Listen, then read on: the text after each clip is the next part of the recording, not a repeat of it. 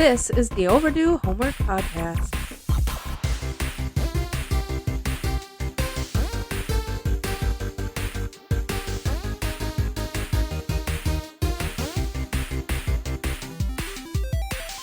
Welcome to the show. That's AAKkAKK. I'm AAKkAKK. And I'm AAKkAKK. This is the Overdue Homework Podcast.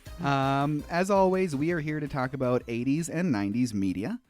You can always reach us at overduehomeworkpodcast@gmail.com. Always. How are you doing today, Trav? Horrible, Drew. Oh, okay. Lay it on me. I thought I'd switch it up a little bit. Lay it on me. I can't get over the Vikings loss yesterday. Yeah. But this is about how much I want to keep thinking about it. Moving on. How are you doing, Drew? You know, I'm doing really good. We just had a big appointment for the kiddo that we're going to be having here in March. And this podcast is going to come out before? Before-ish? I think it's coming out before. Behind the curtain here, listener, we record a lot of these shows like well in advance before they get released. Say what? Excuse me. So yeah, everything went great. It's really awesome, and we're super excited. We can't wait to have that kiddo. That's awesome. His head is measuring in the 99th percentile. He got a big old dome on him. Yikes. I just said, sorry, Kristen. Boy. Besides that, though, you and I both had an opportunity to go see those Triple Falls guys again. Oh, that was awesome. It was really awesome. They had a local comedy show here with local people. They were kind enough to invite us along, and it was a blast. It was super cool, yeah. It was very funny. It was everything from like a musical comedian to a magician at this show. There was 5 acts, 6 acts? 6 acts, yeah. It was very funny. It was very funny. Very, very funny. Do you remember the name of the magician? Michael Callahan, I yes, want to say. He did great. That he was good. Very funny. Yeah. Very funny. So thanks a lot, Willis, Jacob, and Zach Grum. Yeah. That was really cool for you guys to invite us along. And yeah. I hope we can participate in something like that again sometime, because awesome. It was really fun. Before we get things really rolling here, I think we're going to do a little correction segment. It's been a while.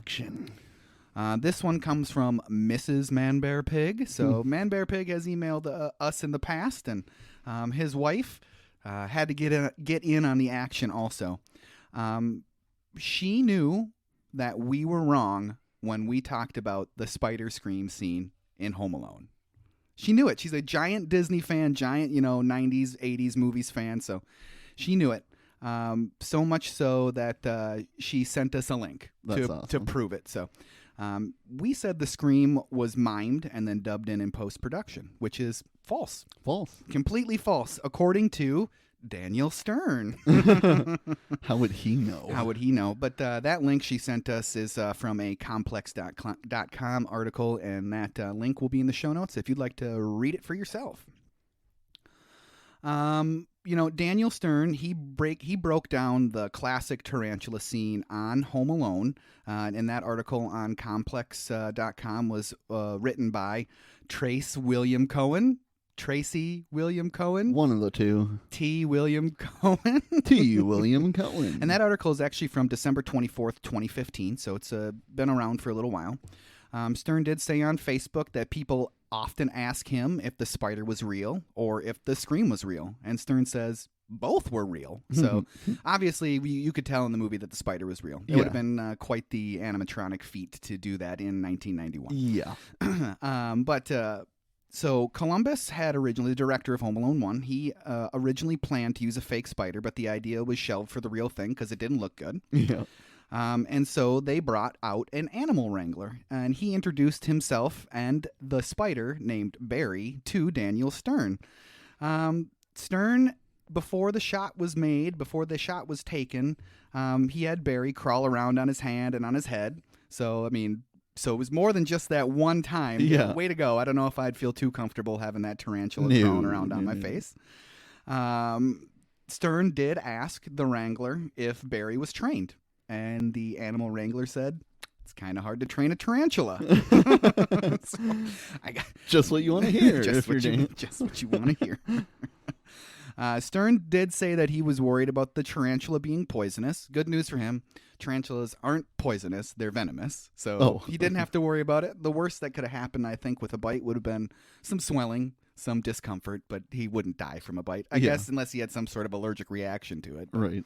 Hopefully he's not allergic to tarantulas, and hopefully that's something that he'll never have to find out, I guess. Any of us will have to find out. So, anyways, the Wrangler just basically tells Daniel Stern to not make any sudden movements. And Stern said to the Wrangler, "But I'm going to be screaming in Barry's face. Do you think he'll feel threatened by that?" Well, the Wrangler did have an answer for him, and he said, "Barry doesn't have ears. He can't hear. Relax." Oh, man. So there you go. The scream was real, legit, was not mimed. So all that information out on the internet, completely false. Yep. Completely false. So Stupid internet. big time thanks to Mrs. Man Bear Pig and Man Bear Pig also. Yeah. And if you ever want to correct anything that we say on this podcast, Overdue Homework Podcast at gmail.com. I think I'm just going to start saying, or we both should just start saying the most like egregiously false things possible just to bait people into email. Exactly. I did see something on that recently that people will do that on Reddit because nobody wants to put correct information out there, but they love to correct people. So they'll post on Reddit something just completely ridiculous, knowing some troll will be like, "Are you dumb?" And there are plenty of trolls on Reddit. Yes, there are. Plenty of trolls on Reddit. So in preparation for this podcast, for the Mars Attack episode that we are doing, I guess, I used some articles from slashfilm.com, specifically one written by Whitney Siebold, an article from artsbeatla.com, and that one was by Pauline Adamek. And this was an old article that has been put online. It was a Tim Burton interview pre-release in 1995. So it's kind of cool to get some, insight on what he had to say about it right before the movie was released. So go give that one a read if you have any interest. And then Collider.com by Tom Ryman. So let's do it. Let's do it. Mars Attacks. Don't forget that italicized exclamation point. Yes, don't forget that. So originally Tim Burton was interested in making a version of Jurassic Park called Dinosaurs Attack. So that would have been interesting. That would have been more interesting, I think. Been super topical at the time. I guess Independence Day had recently come out too. So true. Either way you look at it. But what do you think was a bigger movie, Jurassic Park or Independence Day?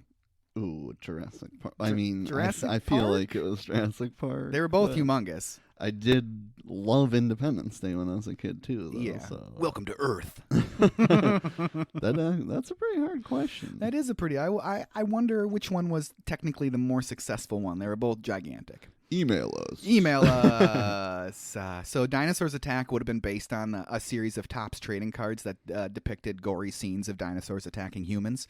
And that is coincidentally how Tim Burton discovered the Mars Attacks trading cards by Topps that were released in 1962. Those cards were famously gruesome and sexual for the time. The cards were redesigned after the initial release to be more tame. Ultimately, though, they were discontinued and pulled from the shelves for being too risque. No way. Too risque. Too risque. So that is a real collector. So if you find any of those cards anywhere, anytime, you should buy them. Yeah. You should buy them. Just buy them. just buy them. It doesn't matter what the cost is. Buy them. The original release date for Mars Attacks was December 13th, 1996. That was in the U.S.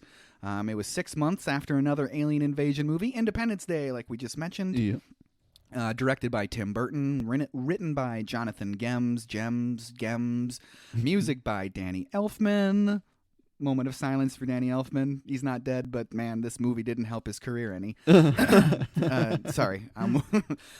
Starring Tim Burton. Just a quick story about that. Tim Burton said casting for this film was kind of difficult. To quote him directly, "I really wanted to try something different. The only time I had ventured into bringing together several high-profile stars was for the Batman movies. And here I wanted to repeat this experience on an even bigger scale. There are more than 20 lead roles in Mars Attacks, so it was quite a challenge for me to put the cast together."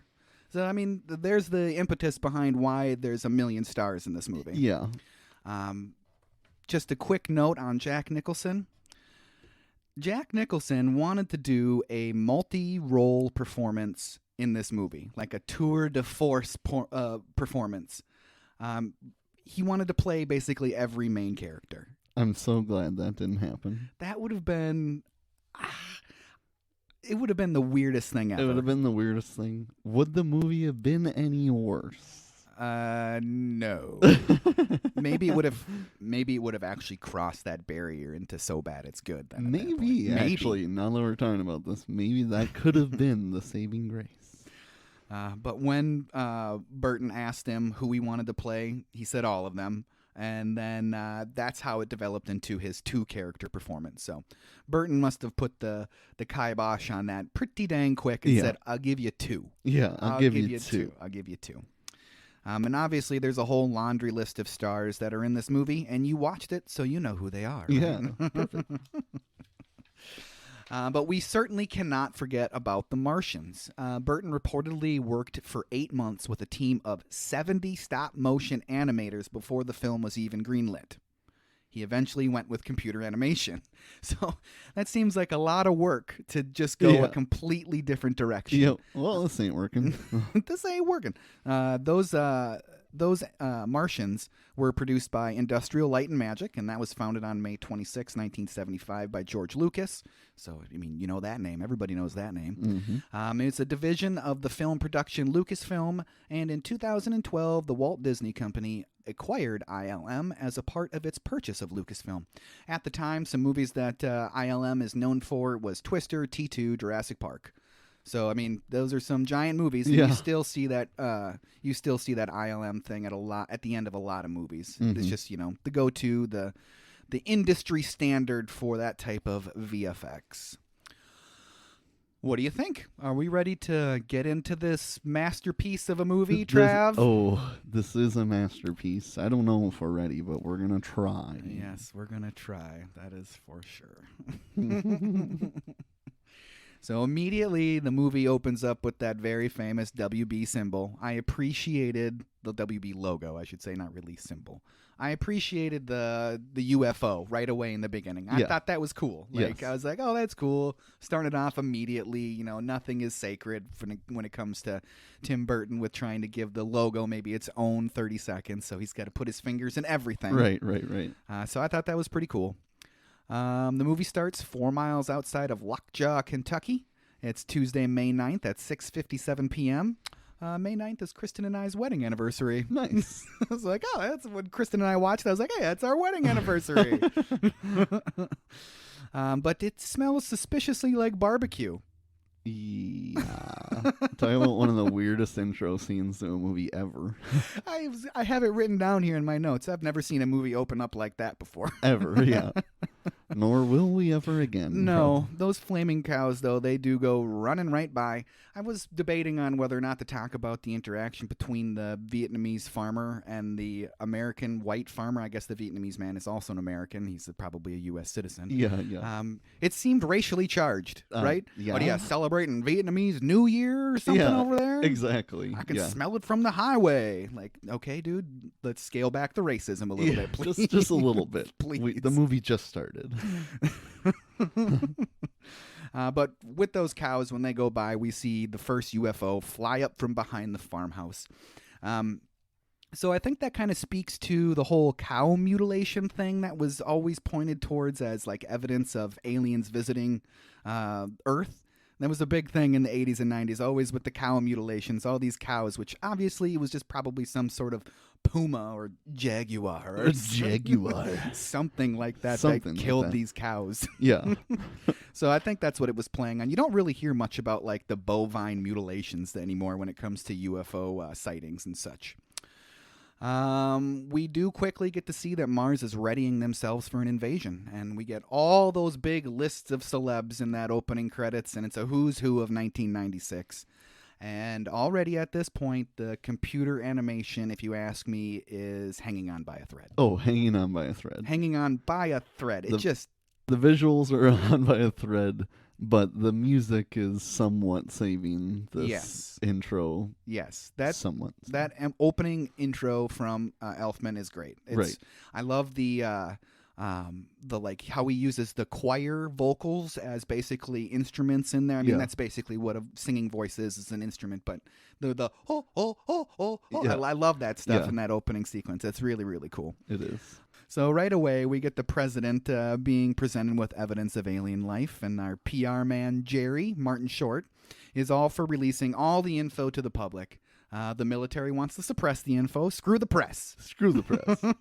And General Carter is... no, that's General Decker. General Decker is not a great dude. No, he's not. He's not a great dude. But you get a little bit of, like, I don't know, like... the opposite opinion from General Casey. Yeah. Do we know they're hostile? Do we know they're warships? And it's evident that President Dale is much more in the camp of General Casey as opposed to General Decker at that point.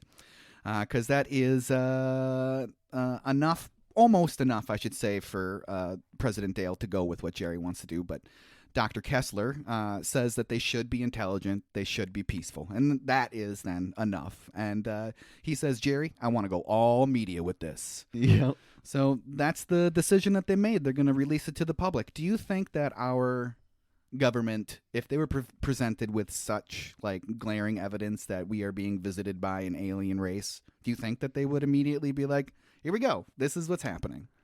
Immediately, no, but I don't know that it would have been like postponed nearly as long as he has it. I want people to know schools will continue and garbage will be picked up. I can see them dabbling with it a little bit, but I think we would know rather quickly. I would think so. I would hope so. I would hope so. Yeah, I guess I'm hoping against hope. There has been a whole hell of a lot of UFO talk lately in the news, which is interesting that even the governments are saying now, there's these objects in the skies and we don't necessarily know where they're coming from. Yeah. Yep. Yeah. So I think that's pretty interesting stuff in 2023. 2023.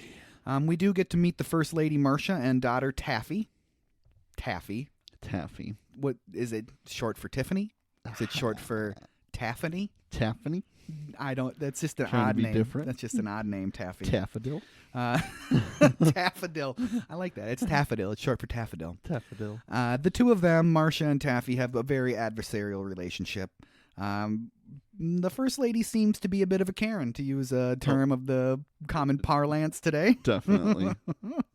My husband is the leader of the free world. No need to worry about money. And then she immediately starts dissing Taffy, too. Taffy, if you're going to be a pest, I'm going to have to ignore you. What a great thing to say to your daughter. What a great thing. Now we get to jump over to Vegas after that, and it's May 10th at 1:43 p.m. We get to meet Byron Williams, a former boxer. We get to meet his ex-wife, Louise, and her missing kids, basically, at this point. Yep. Which those kids are pretty young, especially that one to be missing for 2 days. Yeah. 2 days? Definitely. 2 days? In Vegas? Well, they were in D.C. Or no, yeah. They were in D.C., but still. Yeah. Missing 2 days in D.C. In D.C., is that really any better? I don't know. No, definitely not. You might even say it's worse. Yeah. And then we also get to meet Jack's second character, Art, the hotel owner. He's not a crook. He's just ambitious. Yeah. The Galaxy is going to be the best hotel in Vegas. And his wife, Barb, is not a fan. But he basically bribes her with some money. Go play her anniversary.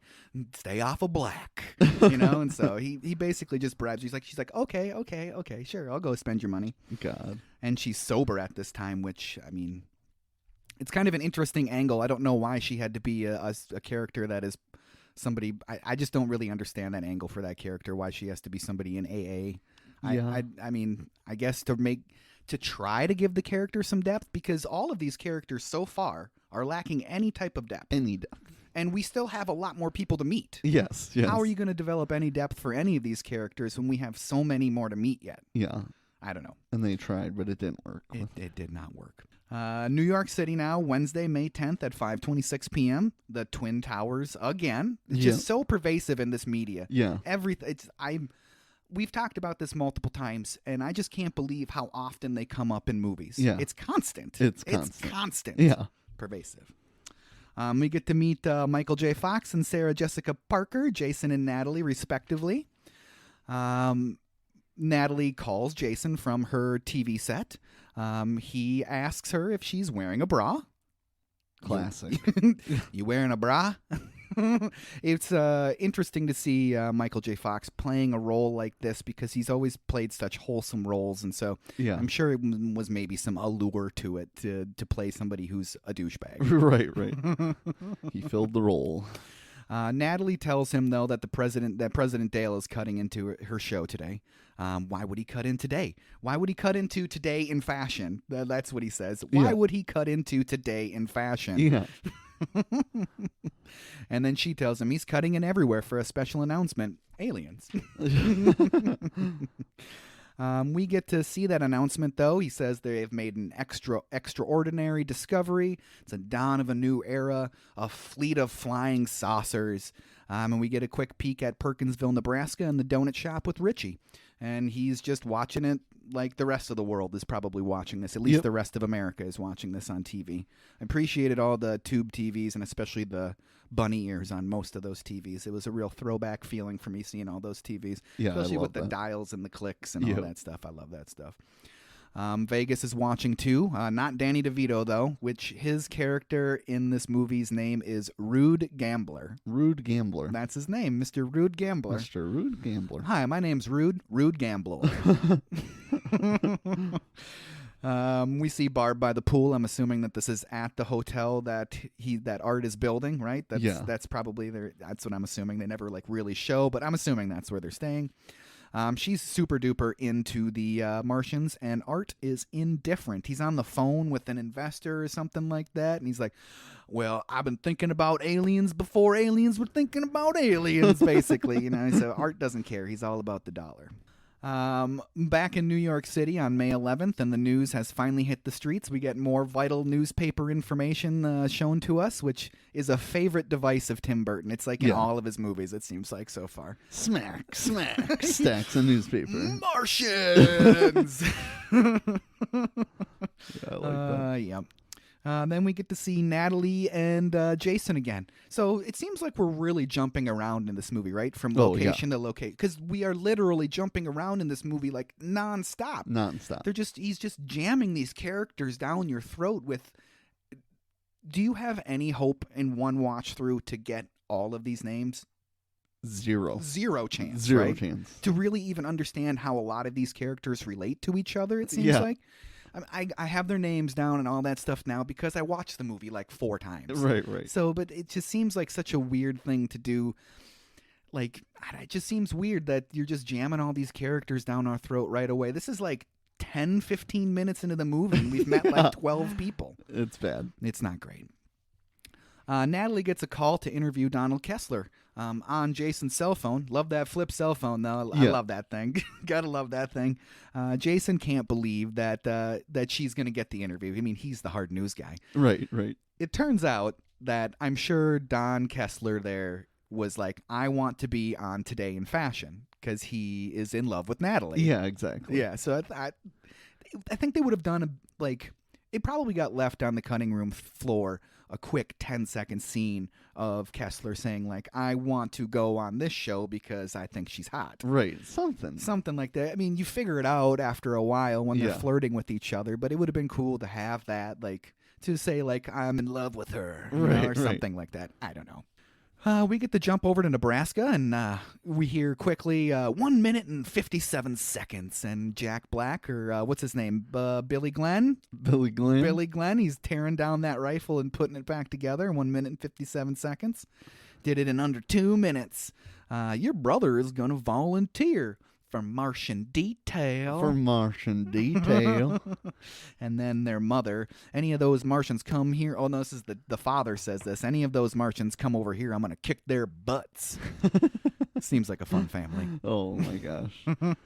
Oh, Jack Black. Jack Black. He is hilarious. And even when all the S hits the fan right away, like when he's running towards to get his rifle or whatever. Yeah. It's so Jack Black. It's so Jack Black. So Jack Black and his movements and everything. It's like he definitely doesn't get enough in this movie. No, he doesn't. He's one of the few funny parts of this movie. Yes. Jack Black actually does a really good job in this movie. Yeah. So does Pierce Brosnan. I appreciate his character. Yeah. Maybe it's because we get to know his character a little bit. A little bit, actually, Right.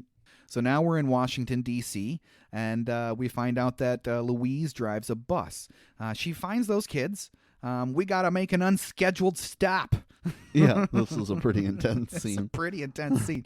It is funny, though, how she fooled the kids into, like, you get over here to the youngest one while she's got a hold of the oldest one. Yeah, He's like, well, if you let go of him, and she does, and she just grabs them both. Yeah. She gets a good round of applause from everybody on the bus for being a great mom. Get to the back of the bus. Yeah.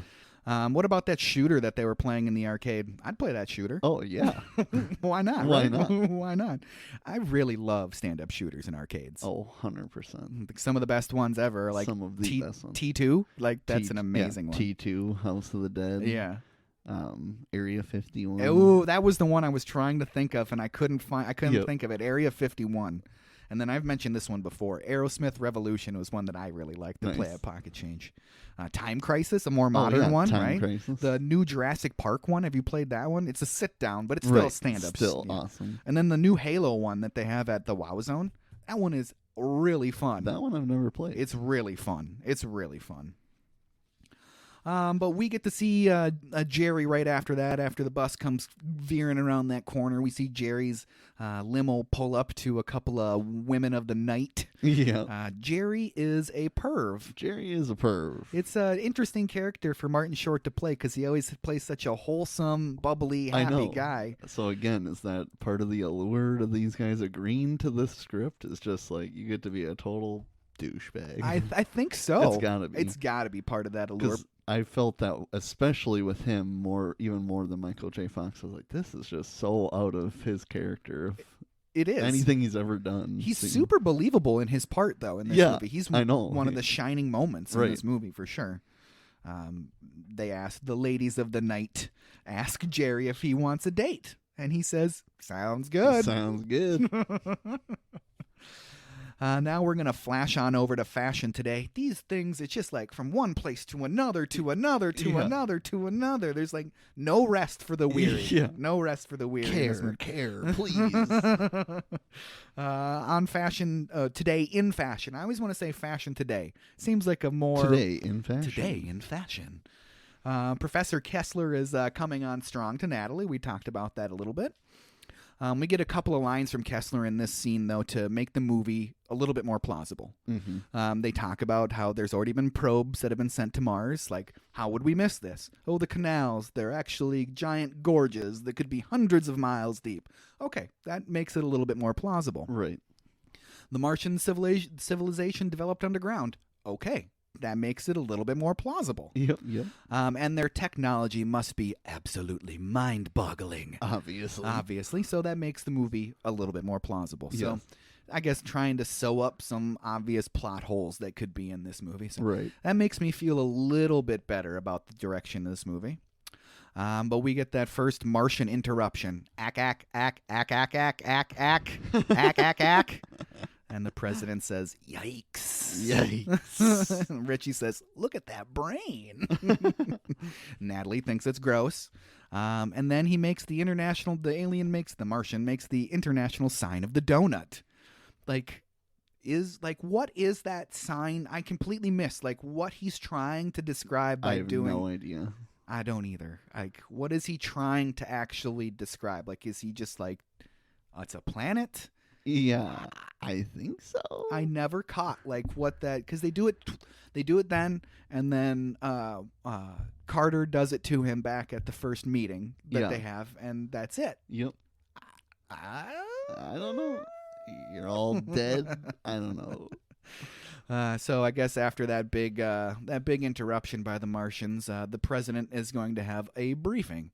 And Kessler has it all figured out, and he has the charts and everything all made out. So that's interesting. That's a quick printing service. He must have a friend at Kinko's or something like that. He gets asked, they can read our thoughts. Yes, it seems like they can read our thoughts. They're an advanced culture, so they are peaceful and enlightened, is what Kessler says again. Right.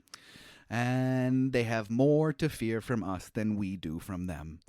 So all of his assumptions are completely incorrect. Yes. Couldn't be more. Couldn't be any more wrong. We get that translating computer, which basically translates everything into complete nonsense for them. Yeah. What the hell does that mean? And no one knows. They all just, oh.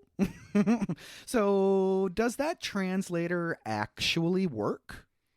I think so. It does. I think so. And the Martians are lying. Yeah, they're just messing with them. Okay, so I was going back and forth between whether the translator actually works or it works so poorly that it articulates the opposite of what the Martians are actually trying to say. It could be, but it just seems like the whole movie is just a joke to them. Like they just want to destroy everyone, think it's hilarious. I think they're messing with them. I think you're right. And a little bit later on in the movie, when they have the full-scale invasion, they actually have the translator with them. And it's saying, like, don't go, or come here. We want to be your friend. I'll get back to it here. I have it in my notes when we get there. But so I think that they're actually, like, just lying. Yeah, just setting them up. Just don't want them to panic so they can destroy all of them. Yeah. I think you're right. I think that's what it is. We get to see Barb at AA next, and she's really, really into the aliens still. She's super into them. I think they've come to save us. And then she mentions the Millennium. Millennium talk already in 1996? It seems early, right? It does seem early. I don't recall it being that early. Yeah, I don't either. Like, that's kind of interesting that already mentioning, like, the Millennium is coming up in 1996. Right. And this movie was filmed in probably 1994 and 95. So, I mean, you're talking 6-7 years before the Millennium. Seems a little bit early to be talking about the Millennium. But, I don't know. It was a big deal. It's a quote-unquote futuristic movie. So, I mean... that's a good point. That's a good point. I guess.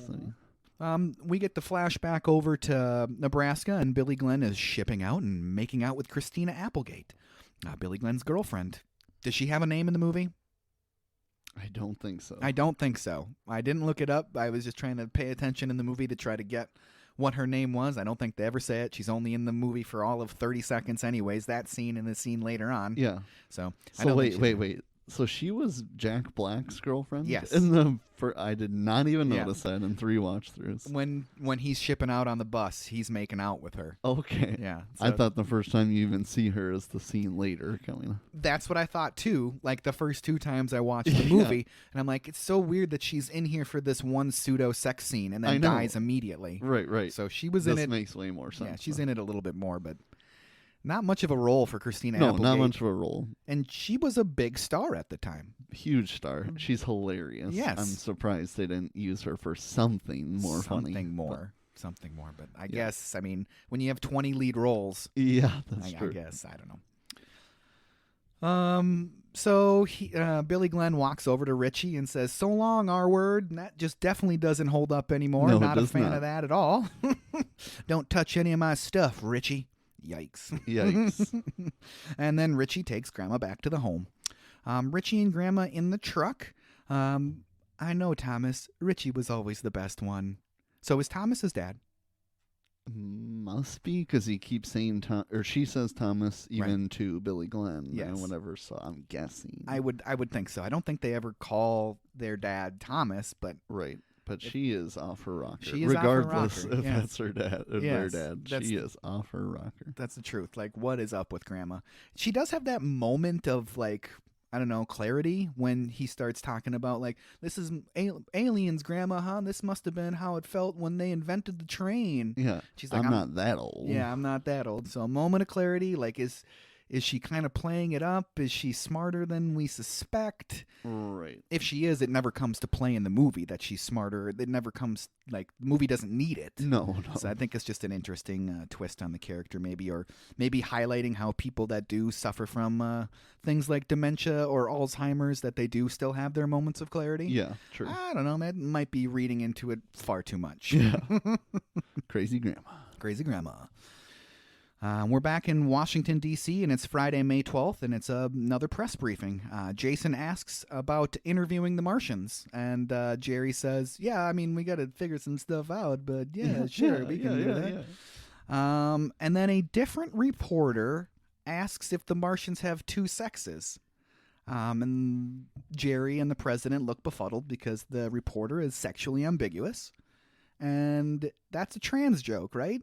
I think so. And that is just not... Another doesn't hold up. Does not hold up. That is just very odd. And I was like, why even shoehorn that in the movie to laugh at a group of people? I don't get it. I don't get it either. So that could definitely have been cut out of the film. Yeah, we got that joke. We got the R word. We got racism right in the first seconds. I don't know, Burton. The 90s were wild, I guess. We do get to see now the home with Grandma and her dead cat. That's my Muffy. That's my Muffy. Okay, crazy granny. Grandma loves herself some Slim Whitman, though. That's for sure. Yeah. That's some heavy foreshadowing. Now we get the clip right on over to Art and Byron on the strip. Byron is jogging down the strip, which the Las Vegas strip looks so much different today than it did in 1995. Yeah. It's not even close to the same thing. It's just a very interesting... It looks like a gross, seedy Las Vegas. Like kind of what your idea of Vegas may have been. Right. 30 years ago. And I mean, so I guess it's representative of what Vegas actually was like. That is very true. I mean, I was there in 2009, maybe 2010, and it's just like skyscrapers now. It's like a lot of other big cities. So yeah. I don't know. It seemed like a seedy old Las Vegas, which, you know, made me think of movies like Fear and Loathing in Las Vegas and stuff like that. So Art invites Byron into the car. He basically says, I owe you one. I made a ton of money off you in your last fight, the Quaker in Jamaica. And he asks him for $2,000. Will you beat up a dude for me? Yeah. Okay. We never get to see who that dude is or why he wants to have him beat up. Nope. But Byron isn't into it either way, any way you look at it. I've changed, man. I found Allah. I don't eat pork, and I'm a better man. And all Art gets out of that is... You don't eat pork? You gave up pork? Yeah, you gave up pork? That's all Art got out of it. And that's the end of that scene that we never hear about or talk about ever again. Nope. We're back in D.C. now. It's May 13th, and the Martians have sent coordinates to the White House. They're going to be landing in Pahrump, Nevada. So, in Pahrump, Nevada... There's a radio show that's still on today. It's overnights from 12 to 5 o'clock in the morning. It's called Coast to Coast AM. And I used to listen to it a ton when I was in high school, like when I would go to bed and all the way into my 20s. And then I got the job that I currently do, and that was kind of thrown out the window because I couldn't stay up all night anymore. Yeah. It was hosted by a guy named Art Bell, who's dead now. And it's all about paranormal, all about UFOs, ghosts, everything the weirdest of weird. So I found it interesting that he chose to have this meeting in Pahrump. Like, yeah, that's pretty cool. Yeah, so I think that's an obvious nod to Art Bell. Obviously, and the weirdness that's out there. If anybody ever wants to take the time to listen to some old Coast to Coast AM, it is the wackiest, wildest, weirdest stuff you could ever listen to. It was almost like Art Bell... I don't know if Art Bell necessarily believed the conspiracy theories, believed in ghosts, believed in aliens, believed in Bigfoot. I mean, you name it. But he would let these people call in. It was mostly a call-in show, and he'd have guests for an hour to 2 hours a night. Mm-hmm. And he would just these people would tell these weirdest stories. I saw myself driving a car the other direction the other day at a stoplight, and I waved to myself. It was a time blip and whatever, space-time continuum. Yeah. And he would just draw this stuff out of people and try to get them to keep talking about it more and more and more.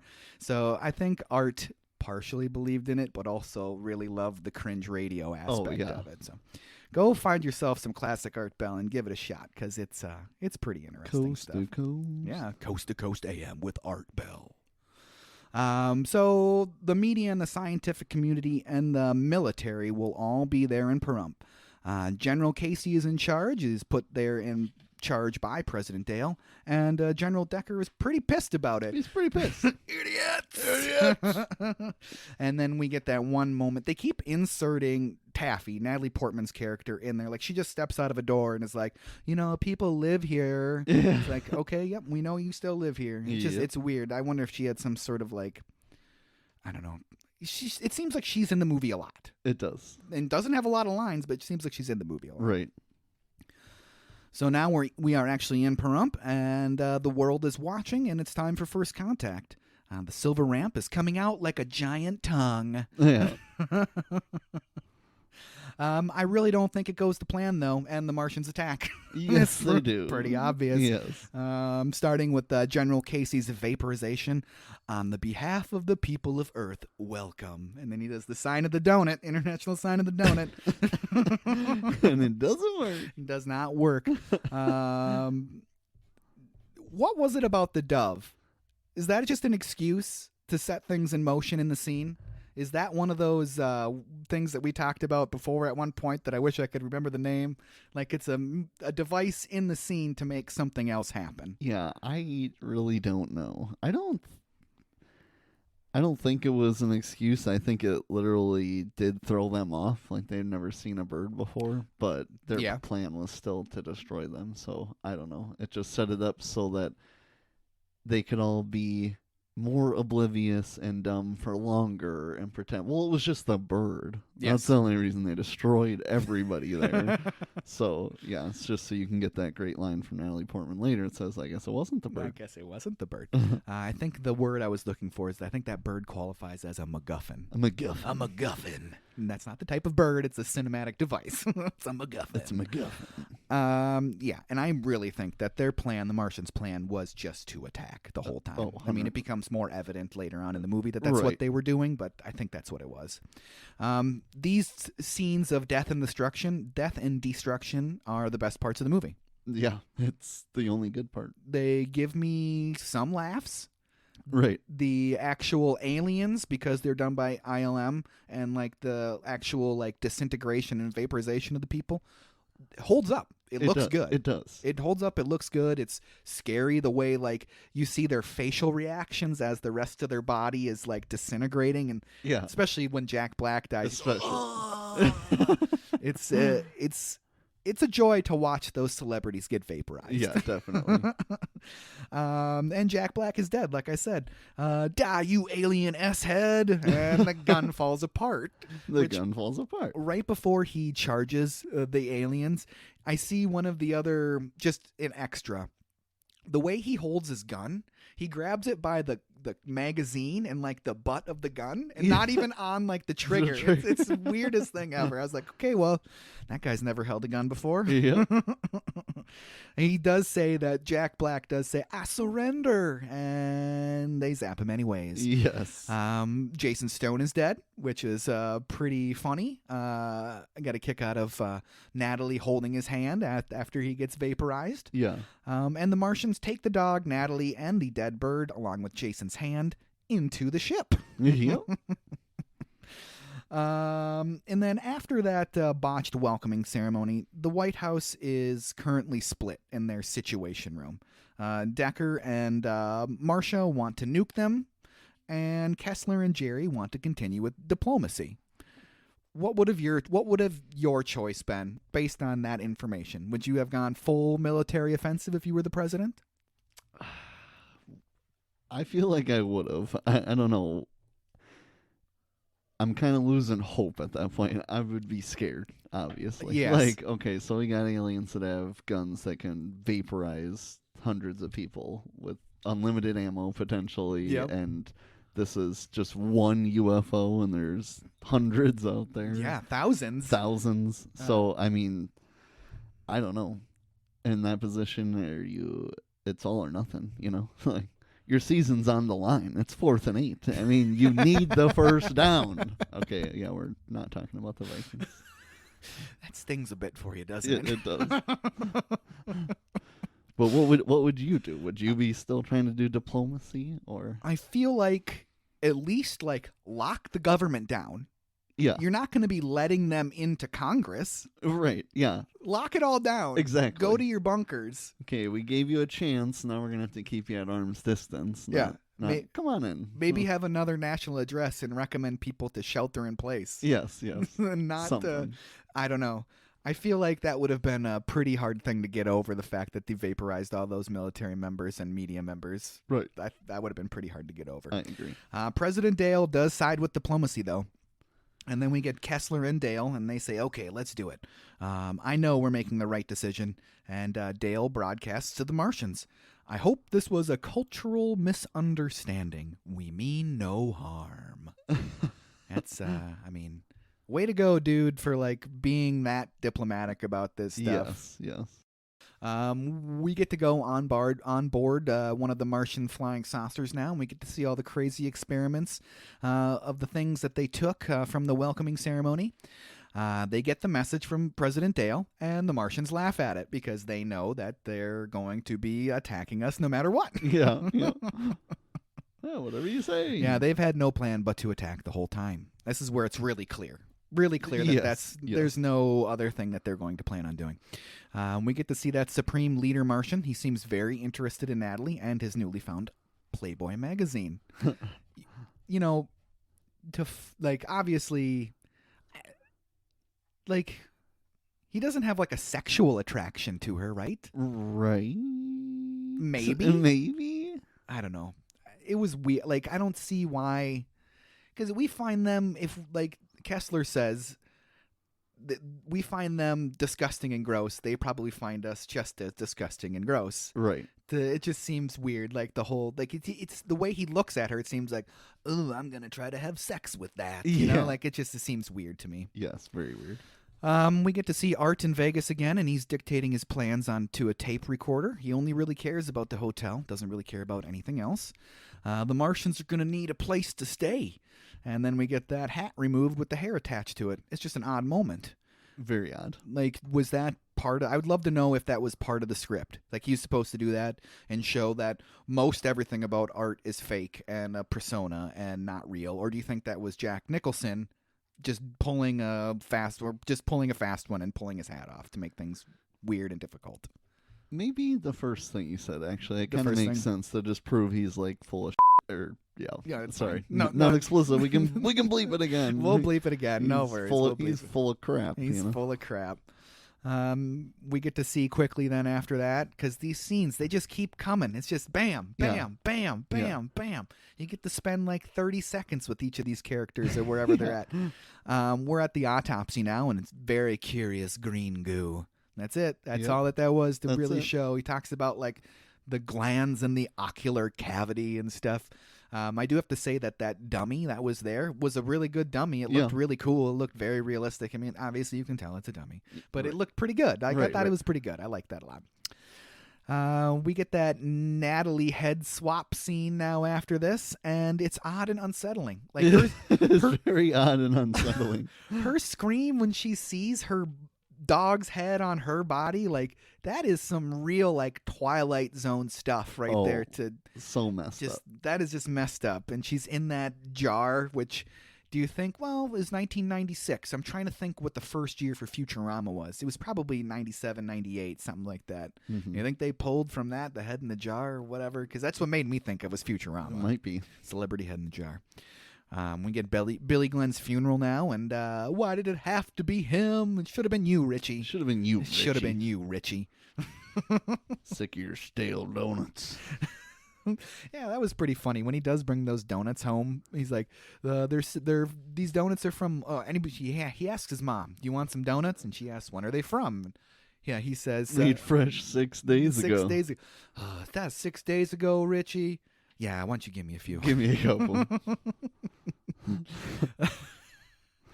Right after Billy Glenn's funeral, we get Lois and Byron on the phone again, and Byron is on the casino room floor, and he's getting the stink eye from from his pit boss at that time.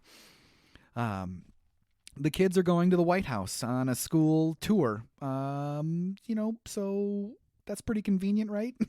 Yeah. And then Byron also says that he is going to be on his way to D.C. also the next day. So very convenient, even though he never does make that flight. But Right. He makes a flight in a sense, but not that flight. Yeah. We get another message from the Martians, and they have issued a formal apology. They want to talk to Congress. Isn't that great? Oh, it's perfect. See, diplomacy works. You bet. It's a great victory for our administration. Now we're at the White House the next day. More newspapers. The Martians to address Congress. The Martians to address Congress. That's good. Thank you. Signs reading no applause, no birds outside the Capitol, which is a funny little... we've finally gotten to a point where the movie can reference itself and start making some jokes. Yes. Because it was, situational comedy? Not situational comedy. You had to look at the whole situation of the movie to get a laugh at it. Yeah. Until this. This is feels like the real first straightforward joke. Right. So it's funny. I got a kick out of that. I enjoy that type of stuff. Inside the Capitol with Congress, it's on TV again, and it's all over the world. Everybody's watching. The Martian ambassador is going to say a few words. Ack, ack, ack, ack, ack, ack, ack, ack, ack, ack. He gets that first fake out because he's going to take out, he takes out a speech, and then he does his few words, and then he reaches back into his coat, and Death Raid Congress. Death Raid Congress. When he kills both sides of the aisle, and they're like, oh, that's kind of scary. That was kind of scary.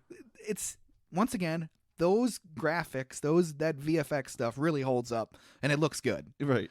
Up until the point when you actually see the plastic skeleton that's been painted red. Yeah. That does not look good. It looks like a plastic skeleton that's been painted red. But they should have just been vaporized to dust. Right. Piles of red and green dust as opposed to these skeletons laying everywhere. I suppose, though, that gives you more of the feel of what these 1950s, 1960s sci-fi things were supposed to be parodying. So I guess, Kessler is captured.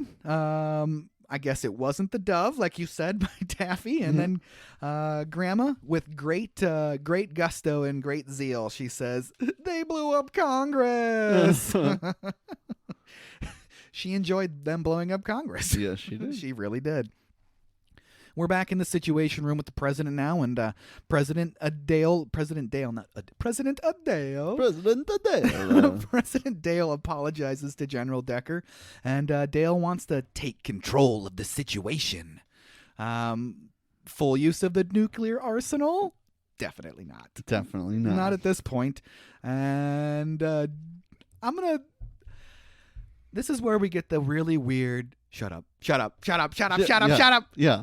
It's just weird. It's weird. Why does he hate him so much? I don't know. He hates him and so I just much. hate how he does that scene. It's just horrible. It is so horrible. non-Jack Nicholson. That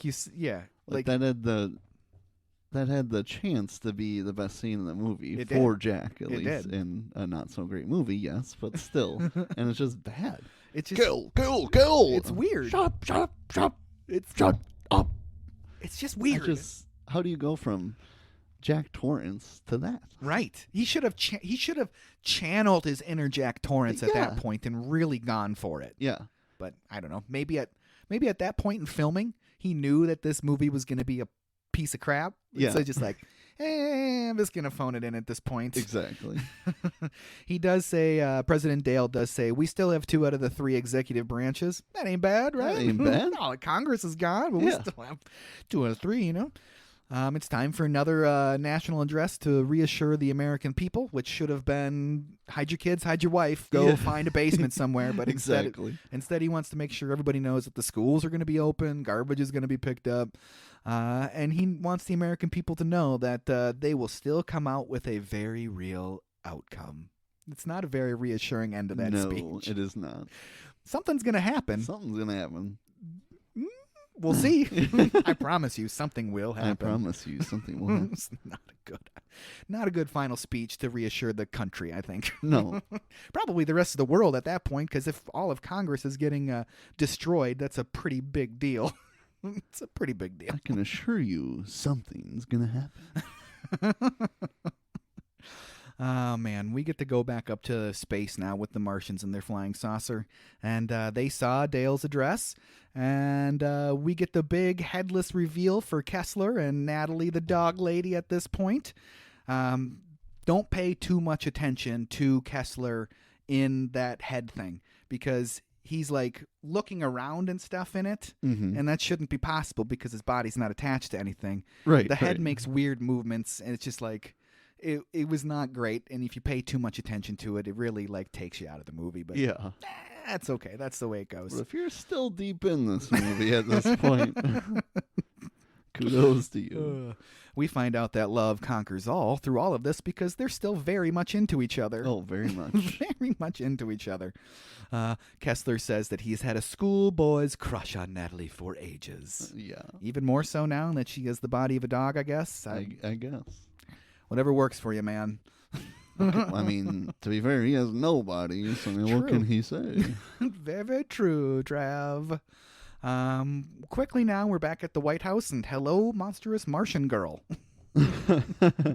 Hello. And leave it to Pervy Jerry to just usher her into the building. Yep. Personalized tour. Would you like that? Mm-hmm. That's exactly what she wanted.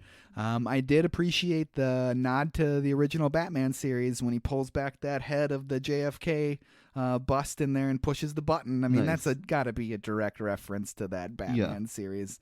To enter the Kennedy room. That bed, though, in there, right? I shagged her, baby. I shagged her rotten. That's what it reminded me of. Definitely. And then even the way he, like, rolls off the bed, I was like, that is, like, who copied who? Yeah, and when he jumps on, it's just, like, rock solid, too. There's no give to that thing. No give to that thing. I definitely thought of Austin Powers when I saw that bed. Definitely.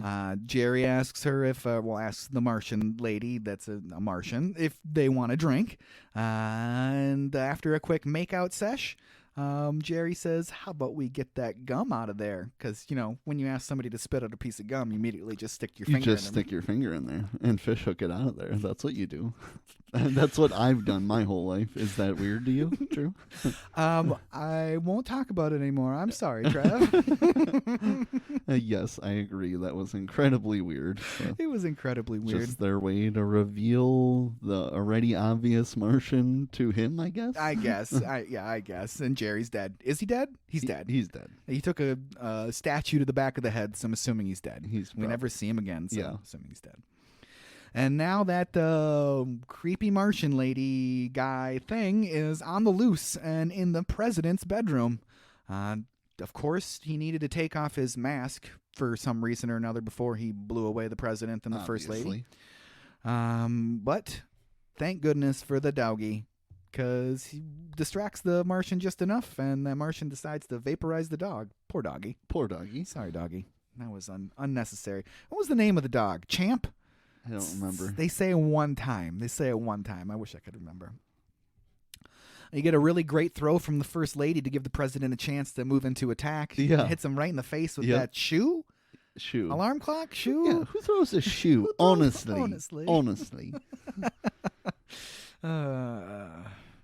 And why did the Secret Service take forever? Nobody knows. That was a really long time. A really long time. All sleeping. Oh, I guess they're all sleeping. We get that quick hostage situation with the president, and Martian gets blown away. Why not kill the president as soon as you have him in your grasp? Exactly. I would think that they would have assumed that it's probably a suicide mission. Yeah. That the Martian would have assumed that they're probably not going to make it back. Yeah. Why not just vaporize him immediately? He doesn't. I don't know. He doesn't. Whatever. Whatever. Silly Martian. The Martians aren't very happy with the result of the mission, though. An angry ack after that. Ack. So that was enough to spur them into their full-scale invasion. Immediately, we get that funny bit with the Boy Scouts. Very Looney Tunes-esque, right? Knocking over the Washington Monument and then getting it to go back the other way and then back the other way. I thought that was pretty funny. Very Looney Tunes moment. And if you had any doubt in your mind at this point in the movie, the Martians are just dicks. Just dicks. They're just dicks. That's what they're there to kill everybody because they want to kill everybody. Yeah. That's it. The Martians are in the White House, and guess whose kids are there? Louise and Byron's. Oh. The Secret Service is trying to get the president out, and Louise and Byron's kids smartly grab the death rays, and video games save lives, kids. Video games save lives. Hell yeah. That was one of the coolest parts of this movie. Like, yes, shed in an awesome light for once. Yes. And a movie parents will never pay attention to. It's true. It's true. Nobody should ever pay attention to this movie. Marcia ends up eating it, the president's wife, and gets crushed by the Nancy Reagan chandelier. It seems like a very unceremonious way for her to die. Yeah. Glenn Close should have gotten vaporized like the rest of them, right? Why the... Whatever. She's dead. She's dead. She's dead. Maybe that's why you don't get to know these characters at all, because they die too quickly. Yeah, they're all going to die. They're all going to die. So what's the point of developing these characters into anything? Because they're going to die. Exactly. It just unfortunately makes the movie feel as flat as a saltine cracker. Yes. We're back in Vegas now with Art, and the invasion is still going on. And he's still trying to sell his hotel shares or whatever, get investors. Yeah. He's still trying to do it. Give me 5 more minutes. And much to the behest of the people that are there. Gentlemen, there's no way we can lose. That is, unless there's a Martian invasion. Yeah. See you later, hotel. The Martians just destroy that hotel and kill everybody in it. Yep. So Art's gone, which I'm fine with. Goodbye, Art. See ya, Art. So that hotel was the Landmark Hotel, actual hotel in Las Vegas that was filmed. The implosion was filmed for the movie. So it was being planned on being destroyed, and Tim Burton took advantage of that and filmed it so we could use it in the movie. Nice. So that's pretty cool. Actual implosion of an actual hotel at the time for Mars Attacks in 1996. That's kind of cool. Why not take advantage of that? I appreciate that in this movie. Yeah, I appreciate that. That's some good foresight and made it look super duper real, even though it was kind of like... You could tell that it was imposed onto the scene, like it wasn't that, like the background, everything was different. You could tell that, but right. I appreciate the actual implosion of a real building. Enter Tom Jones, the best character of the whole movie. It's not unusual. Whenever I see Tom Jones, especially in this movie, it made me think of an episode of The Simpsons where he appeared as himself, and it's called Marge Gets a Job. He gets kidnapped by Waylon and is forced to perform in front of Marge and Homer at the end of the night, at the end of the episode. Nice. And he's literally, I don't remember if it's a ball and chain or if he's just chained to the floor, but it's really funny. He's like sweating and he looks really distressed and he's singing, "It's not unusual." It's a pretty funny episode. Nice. Byron and Louise get disconnected because he's trying to get a hold of her. I've been calling you for hours, blah, blah, blah, blah, blah. And she's all freaking out because the aliens are invading. And he just basically says, "I got to get to D.C." Well, good for you, Byron. I hope you can save your family. Yep. We find out that Barb has a plane, though, because they all run into each other. This is where we get like the group of Vegas people that we're going to follow for a little bit. She wants to go to Tahoe, and basically Byron's like, "You think this plane's going to make it to D.C.?" And she's like, "I want to go to Tahoe." And he's like, "No, we're going to D.C. Sorry." Yep. Sorry about that. Sorry, we're going to D.C. Dancing Martians finally get Tom Jones to hightail it out of there. I'll give him a commendation. He gets all those dancing ladies to get out of there. He's like, "Get out of here, girls! Get out of here, girls!" I mean, he's not just thinking about himself. So maybe that's why he's the best character in the movie. Yep. Tom runs into Barbara Byron and Danny DeVito, who's known in the film as Rude Gambler. Rude Gambler. They secure some weapons after Byron punches a Martian to death. Yep. That's great. That Good job. pretty sweet. Good job. And he says, "We got to get out of here." And Tom Jones says, "We got to get out of here." And Tom Jones is asked by Byron, "You know how to fly a plane?" "Sure." Sure. You got one? You got one. Barb does. So thank goodness. Thank goodness for Tom Jones. Do you think Tom Jones actually has his pilot's license? No. No, not really? I don't think so. I hope he does. It'd just be weird. Vegas is completely under attack now, completely being destroyed. And with our Vegas group on the run, we get to see the translator being used by the Martians, and they say, "Don't run. We are your friends." Yeah. Zap. Zap, zap, zap. And the same thing's going on in Nebraska. Martian just blew up the donut shop. Oh no, the donut shop. The donut shop. What's Richie gonna do for a living? What's he gonna do? Boy. Are you kidding me? I'll tell you one thing. They aren't going to get my TV. And Richie asks, should I get Grandma? Forget Grandma, Richie. Forget Grandma. Forget her. And his dad tosses him a gun. Here, lock and load. All right. So now we're in the Situation Room with the president, and we hear over the loudspeaker, Mr. President, the president of France is on line 2. He says it's important. President Dale talks to Maurice, the president of France, and the president of France says that the Martian delegation is there to make amends, to sign a treaty of some kind, and all President Dale has to say is, "Oh, Maurice, you need to get out of there." Get out of there. And he doesn't, and they all get vaporized, including the what is the name of the tower in France? The Eiffel Tower. The Eiffel Tower. Which was cool how they zap it and it kind of melts like that type of iron wood and it kind of just collapses in on itself. I thought that was kind of cool. In Vegas, the military has dug in, and it isn't doing much really to stop the Martians. In D.C., General Carter is trying to get the president to deploy their nuclear capabilities, and he finally does. I mean, what else is he going to do at this point? That's kind of their last option. Yeah. But the Martians easily contain the explosion and proceed to mock the president by inhaling the gases. Yeah. Is that funny? I guess. Is it funny? I don't think so. I don't think so either. It's not funny. No, it isn't. It's not funny. It was just weird. It was like, let's jam some stoner joke in here for the stoners that are probably at our movie because it's a weird movie. It was just kind of a weird joke that wasn't very funny to me at all. All around the world, it's the same story. Big Ben is gone. Mount Rushmore has been defaced. The Taj Mahal has been destroyed, and the Easter Island heads have been bowled down. The Martians give each other a high five after they get a strike because they know what bowling is. Yeah. They know what bowling is. Obviously. We do get to see that the Martians are watching TV, which was a kind of a cool edit because you're not sure right away if we're actually viewing something happening in New York or Chicago or in Las Vegas, and then it kind of pulls back and you see that it's a Godzilla movie. Yeah. They flip the channel and they end up watching some Dukes of Hazzard, which was kind of interesting. Would TV be still broadcasting since the planet Earth is under attack from an alien invasion? Yes. Okay. It's all about money. It's all so about money. There's at least one money-hungry bastard at the top who's like, keep the channels rolling. We're staying on the air. We're staying on the air. It's Dukes of Hazzard, damn it. I'm not getting phone calls from these people saying, where's my Dukes of Hazzard? Yeah. Quickly, we flash back over to the trailer park, and Christina Applegate's getting busy at this point. Yep.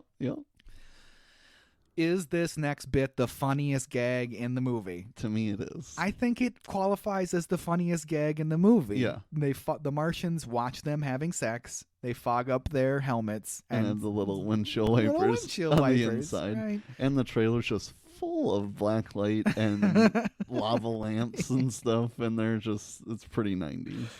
Oh, boy. Richie has had enough at this point, though, and he's going to go get Grandma, and we get to see that first Martian mech, which is cool. Like we see them loading into it and stuff, and then we finally get to see it on the ground, and it's pretty cool. I thought it held up pretty well the way it looked, and obviously you can only say it looks as good as it does at the time, you know. Right. Compared to some other stuff in the movie, I think it held up pretty well. I agree. It helps that the scene was very dark, but it helps. That mech grabs the two trailers. Is it Christina Applegate's trailer and Richie's parents' trailer and smashes them together? I think so. Now everybody for sure is dead in the trailer park. Yep, they're gone. They're gone. They're dead. We get to see that Vegas crew again right after this because before that, Richie's heading out in the truck, and that Martian mech is now going to start chasing him. We get to see the Vegas crew again, and just because you're dressed like King Tut doesn't mean you're the leader. Thanks, Danny. Thanks, Danny.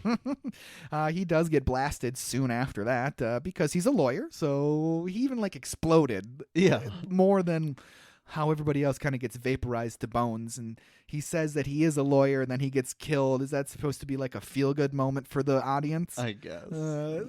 People hate lawyers. Yeah. People hate lawyers. Barbara does take care of the Martian, though, and ends up giving the gun right back to Byron after that. The chase is on, and Richie is going to save Grandma.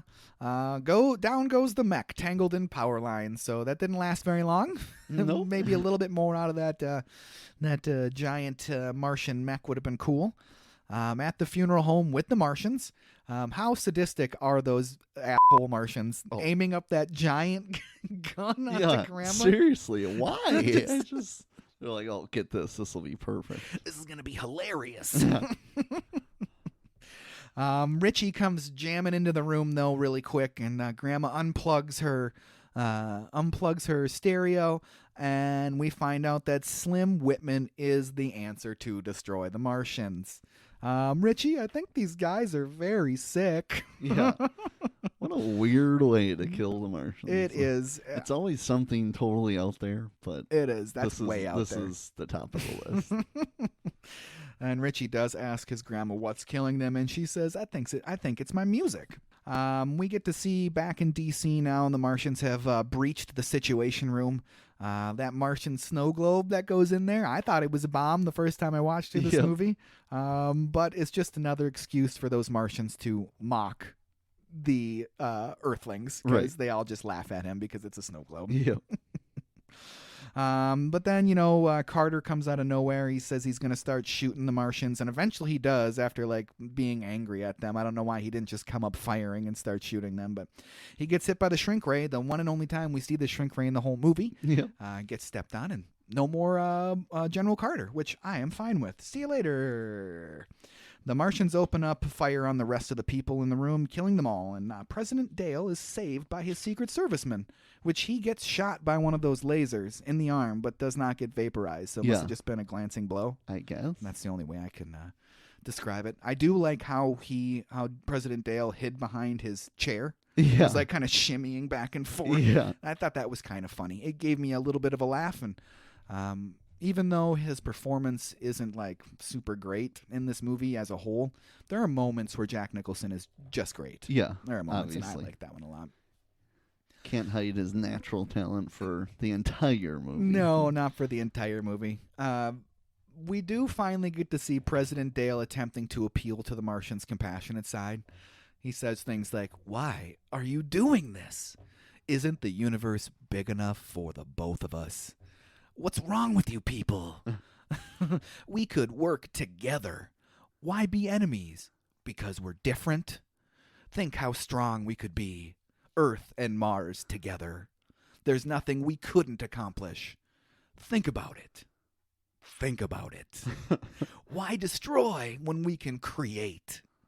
We can have it all, or we can smash it all." Why can't we work out our differences? Why can't we work things out? Little people, why can't we all just get along? So no doubt that is a reference to the Rodney King beatings, correct? I'm guessing. Yeah, from the LA riots in 1991. Forgive me if that year's wrong, but I think that's when it was. And he was, if you're unaware of the LA riots, a man named Rodney King was brutally beaten up by the LAPD, which spawned the LA riots in 1991. It may have been 1992. And he famously said in an interview on the news, "Why can't we all just get along?" Right? So, I mean, it's an obvious nod to Rodney King. I would have to assume, R.I.P. Rodney King. He actually died probably 5, 6, 7 years ago. We get that single tear from the Martian. They seem to be moved by the president's speech. An outreached hand of peace from the Martian leader. Nope. Weird snake hand impales the president. Yep. With the Martian flag. Okay. You dead. You dead. You dead. It seems so odd that they would keep on falling for these same tricks over and over and over. But if it's supposed to be a send-up of terrible 1950s sci-fi. That's how I guess how you can rectify it in your mind. That's okay. Richie and Grandma bumping out that Slim Whitman and some exploding Martian heads. That's what we get to see next. And then the Vegas group finally makes it to the airport. Richie and Grandma, they get to the radio station. They get the Slim Whitman out there. The Slim Whitman record was already spinning on the turntable when they got there. Yeah. Maybe give me 10 seconds of him going into a library of grabbing a Slim Whitman album and putting it on there. That's fine. You don't have to. It's very fortuitous that was ready to go for them. Yeah. Thanks, radio guy, I guess. Right. We finally get to see Byron versus the Martians outside the airplane hangar. He's going to sacrifice himself. So Tom Jones, the drink lady, they say her name once. Is it like Krista, Crystal, something like that? I didn't write it down. And Barb, so they can get out of there. Tom Jones gets the plane going, and Byron is punching some Martian face, but ultimately loses. And Louise knows he's dead. Like, you get that quick scene. He's not actually dead. He's not dead. She says, something's happened to Byron. I mean, okay, sure. You have a telekinetic connection with your ex-husband. Yeah, definitely.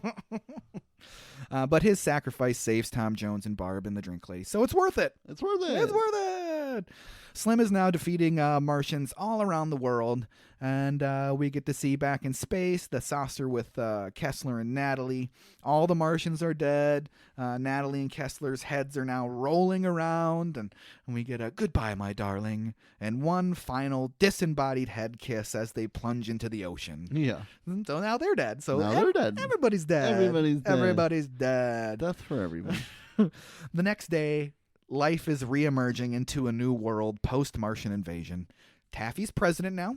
Because if you're an international listener, that's how it works in America. The president dies, then the first lady becomes president, and then the first lady dies, then their kids become president. That's how it works in America. Yep. She's giving out awards. She's giving out awards. Richie and Grandma saved the world. The mariachi national anthem was great. I enjoyed that quite a bit. It's a highlight of the movie for me. Highlight of the movie. Richie has a speech prepared. Okay, he wrote a speech. Okay, he wrote a speech. It's not a good speech.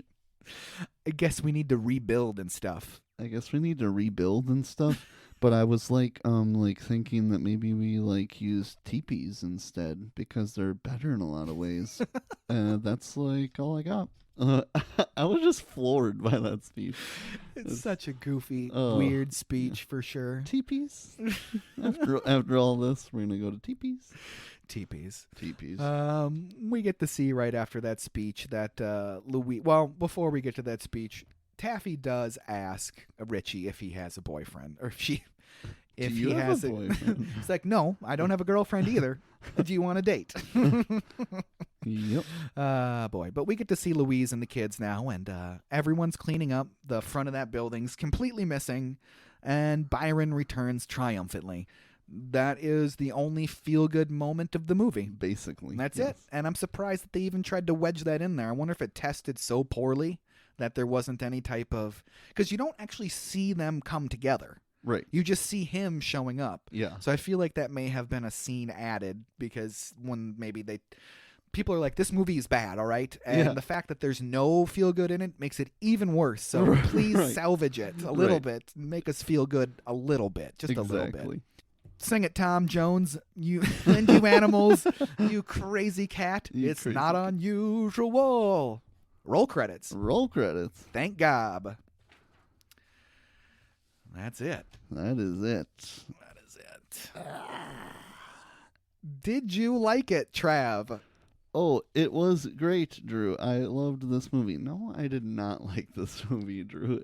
It was definitely one of them movies where both you and I remembered it, certainly at least not hating the movie when we grew up.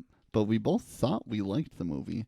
After watching it, so shout out to episode 3 where I say Tim Burton out Tim Burton. This is going to be the most un-Tim Burton movie I feel like I've ever watched of his.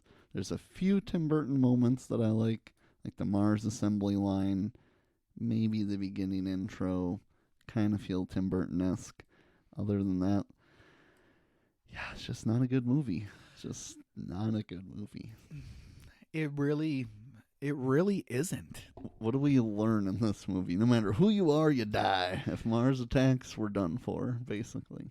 We kind of learned that this may have been a turning point movie for Tim Burton in his career. I got to imagine. Because he went from doing wacky, creepy, weird stuff to like remakes of Disney films. Yeah. You know, no more chances taken on his part. Yep. No more being really out there and weird and taking chances, because he took some chances bringing a 1950s sci-fi movie to 1996. Yeah.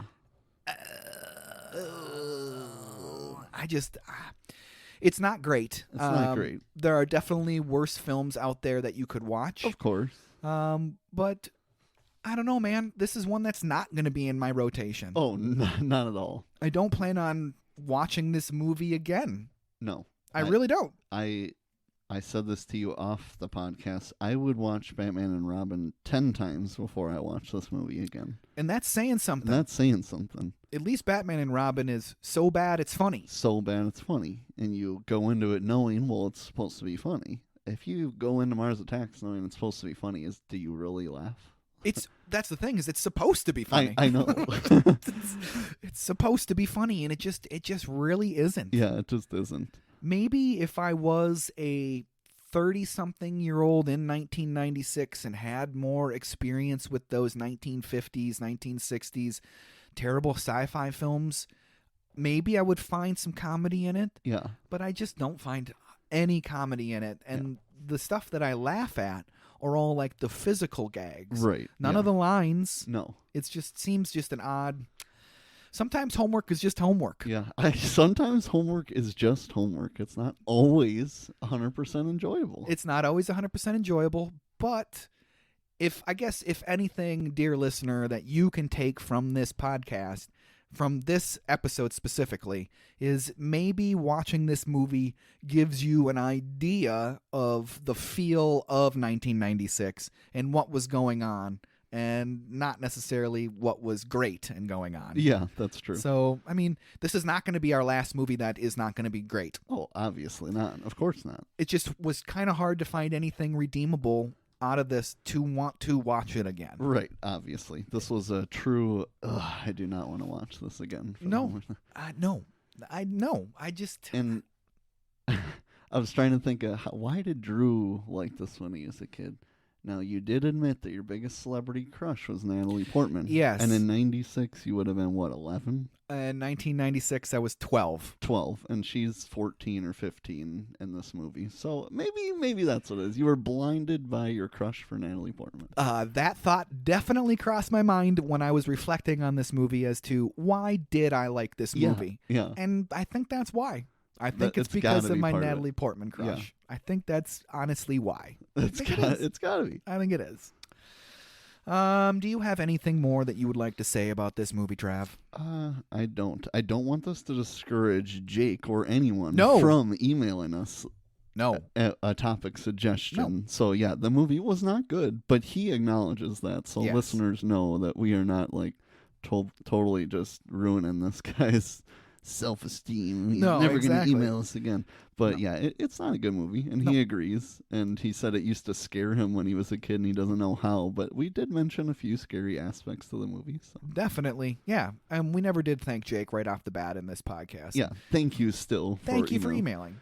Honestly, it's kind of funny to think that we both used to think this movie was good. I mean, 2 weeks ago, I did not expect to come out of this thinking how I'm thinking about this movie. No, I expected to lampoon it, have some fun with it. Yeah, Tim Burton, it'll be funny. It's still funny, still love what he was trying to get at and stuff. Yeah. And nope.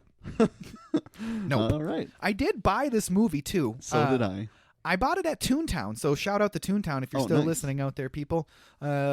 I bought it at Toontown, and I just want to really put a plug in for them because I appreciate local record stores, 100%. Small business. So if you have something like a Toontown in your town and it's been a long time since you've been there, please go check it out. Find your classic movies. Find your albums. Find your CDs. Find your cassettes. Find whatever you want at these stores because they're a great place to find these things instead of automatically going to, yes, it's a DVD and the picture looks bad. Like it just is not what I want it to be. Yeah. But it was $7. Right. And it was great for my homework. It was just great for my homework. So go check out your local establishments that may sell these things. Toontown. Thank you, Toontown. With that all done, should we head over to our homework assignment? Let's do it. Let's get to happier moments. Happier moments because we're going to probably have nothing but great things to say about this next one. Happy, joy. Thank you. We are doing Ren and Stimpy Season 1, Episodes 1, 2, and 4. We already did Episode 3 in our episode number 8, Double Nicktoons Weekend, so you can go back and check that out. Check it out. Of course, Ren and Stimpy is created by John Kricfalusi, directed by John Kricfalusi, and voiced by John Kricfalusi. The theme music was composed by John Kricfalusi, Chris Riccardi, Jim Smith, and Scott Hummel. And Ren and Stimpy was originally produced by Spumco for Nickelodeon, and it ran alongside Rugrats and Doug as an original Nicktoon. Nice. And of course, Ren and Stimpy stars Martin T. Ren Hoek and Stimpson Stimpy J-Cat. So we're doing episode 1, 2, and 4. Episode 1 consists of Stimpy's Big Day and The Big Shot. Episode 2 consists of Robin Hoek and Nurse Stimpy.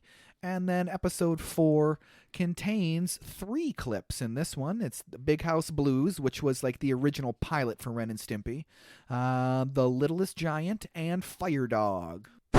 Whoa. Just wait a second there, Drew. I want to clarify something for our listeners. Big House Blues by Ren and Stimpy is actually not included in the streaming on Paramount or anywhere else on the internet, except for a specific site that I found. A link for that episode is in our show notes of this episode, Mars Attacks. And then also, make sure you listen all the way to the end. There's a little bit of a funny mistake. If you find it, email us, overduehomeworkpodcast@gmail.com. Bye. Fire Dog should be one that most everybody has seen. Yeah. When I read these names, I can recall off the top of my head. Robin Hoek, I remember that one for sure. Stimpy's Big Day, I remember that one for sure. Fire Dogs, I remember that one for sure. And then the Big House Blues, which is they use scenes from Big House Blues in the opening credits of Ren and Stimpy. Oh, okay. I'm excited to do this, and can't wait to watch some Ren and Stimpy. Oh, this is going to be fun. So, with that done, Trav, let's hear some emails, please. Let's get to some emails. So our first emailer has 2 for us. Friday Night Blockbuster has 2 questions. He wants to know if you could bring back any movie you have covered on the podcast to theaters, what would it be? Easy one for me, Batman 89. Nice. That's an easy one for me. I'd love to go see that in the theater again. I agree.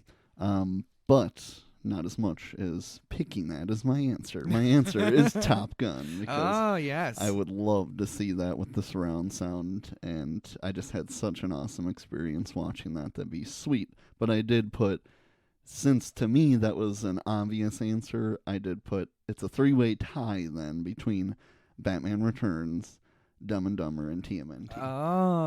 That was my favorite of the Batman movies. Batman Returns, that would be amazing. I'd kind of just like to see Dumb and Dumber, especially if we're imagining this is maybe the first time we've seen it again as it comes to theaters. And then TMNT just for the nostalgia, obviously. You know, if I'm going to give you my top 3, it would be Batman 89, TMNT, and probably Top Gun, because that movie is great and would be great in the theater. I never saw that one in the theater either, so that would be great in the theater. It'd be a good theater movie. And then our second question from the same person says, if you could bring back any movie to theaters from the 80s or 90s, what would it be?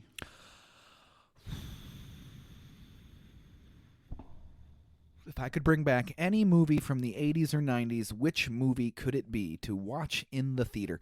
I'm going to choose two. The first two that came to mind would be Terminator 2, T2. Nice. Be great to see in the theater. And then I will choose... I was going to say The Running Man, but I don't think I'm going to choose that one. I think I'm going to choose... I can't think of the name of it on the... Harrison Ford. His name is Decker. He's a... Man, I am embarrassed that I can't think of this name of this movie. I have it on my shelf, so I'm going to look for it.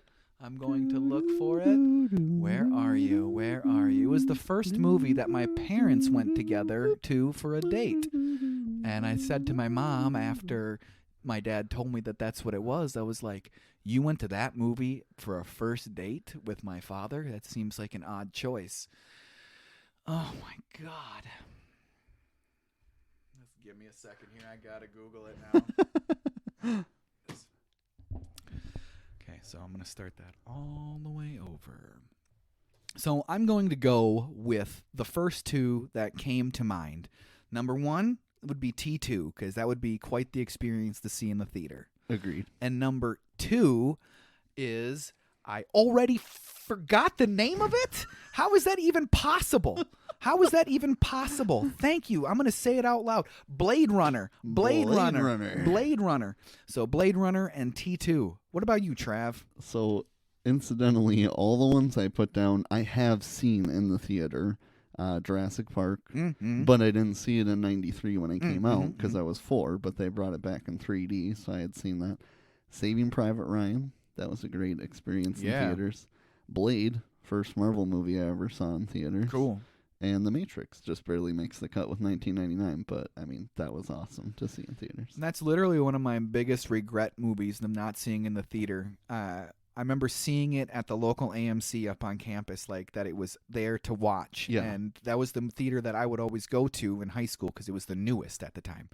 And I just never went to go see it. I remember having friends saying, you got to go see this movie. It's really, really awesome. Yeah. And I didn't see it until it was on VHS. And I wish I would have seen that one in the theater. So I'm also going to add that to my list. That's a very good choice, Trav. Thank you. Shout out to my Uncle Paul because he always made sure I saw all those cool movies. My dad liked to go to movies, but I've mentioned before he's not a rewatcher. Gotcha. My uncle, if he went to something badass, he'd be like, all right, now when I come to visit, we're going to go see this again. Cool. So he had already seen The Matrix, Blade, those kind of things. And he's like, awesome. We need to go see this. Thank you, Paul. Next email comes from I Miss My Teletubbies wants to know, was there a show you watched as a kid that you were embarrassed at the time to admit?